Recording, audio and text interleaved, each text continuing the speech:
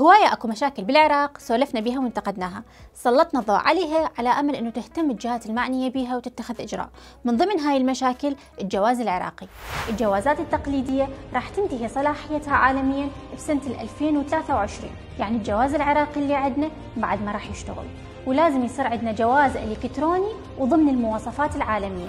ونجحنا بإيصال صوتنا، وأبشركم الجواز العراقي البايومتري الجديد راح يتم إصداره بداية شهر كانون الثاني 2023. نشكر كل القائمين اللي سارعوا بإنجاز هذا الملف المهم، وعلى رأسهم وزير الداخلية السيد عبد الأمير الشمري اللي قدر يسرع الإنجاز وبوقت قياسي، ونتمنى إنجازات مماثلة من بقية الوزراء. وهذا اللي صار هو المعنى الحقيقي لكلمة مؤثرين، يأشرون على مشاكل ويستمرون بمتابعتها لحد ما تتصلح. وهسه خلي نروح ونشوف لنا مشكلة جديدة، راسلونا ودزونا مشاكلكم.